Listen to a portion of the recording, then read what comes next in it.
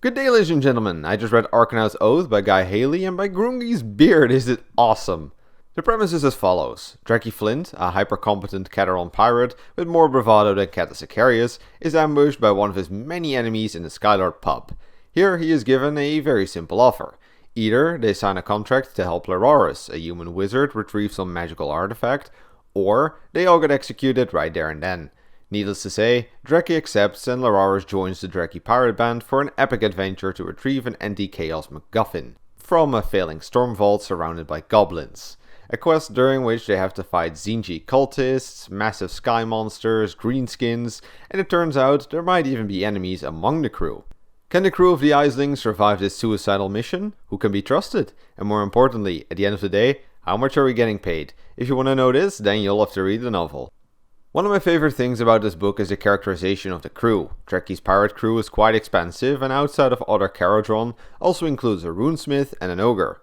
At the start of the book, this might be a bit overwhelming, but Haley does a great job at introducing you to the more and more as the book goes on. In Applet-like fashion, each character is given some quirks, mannerisms, and screen time, which makes you fall in love with this crew in no time. Another highlight of the novel is the interspecies politics. Caradron, dispossessed, humans, stormcasts, and more feature in this novel, and they don't exactly always get along.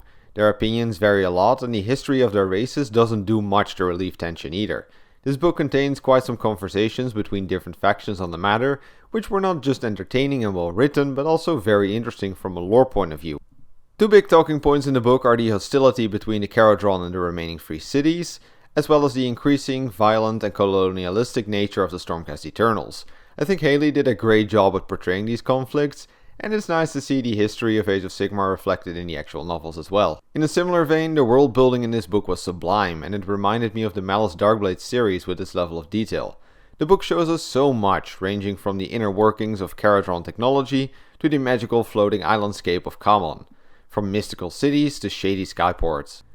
And then I'm not even talking about the Caradrid language and proverbs used throughout the book. Yes, once more, similar again to the Darkblade books as well as the Nightlord trilogy, this book features a lot of instances in which the Caradron use their native language.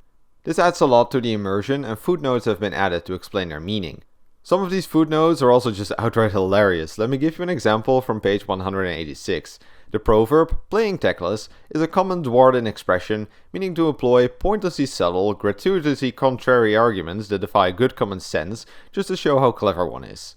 Good to see that even after the end of the world, dwarves and high elves still don't get along. But to add a footnote to the footnotes, I initially got this as an ebook because I hate reading hardbacks, and on my e-reader these footnotes were not visible. So keep in mind that if you want to buy this, you might miss the notes if you don't buy it on paper.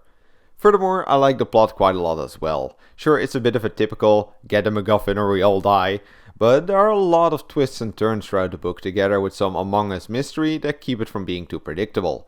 And while the tone of the book definitely is comedic and lighthearted, there are also some more serious and tragic parts that keep it from feeling too frivolous. So altogether, I think this mastercrafted Age of Sigmar adventure is definitely deserving of 5 out of 5 Mechanome Space Pirates. Arkanaut's Oath is an extremely engaging adventure story with excellent world building that utilizes the wild nature and history of the realms to its fullest.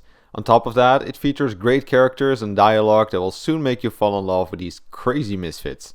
In fact, this book has even managed to replace Gloomspite as my new favorite Age of Sigmar novel, and thus I'm very much of the opinion that this is a must-read for all fans of the setting. And for the 40k fans in the audience, this one is really worth picking up. Like, if you want to give Age of Sigmar a try, I really suggest this one. And there's even Void Battle, so it won't feel too unfamiliar, I suppose.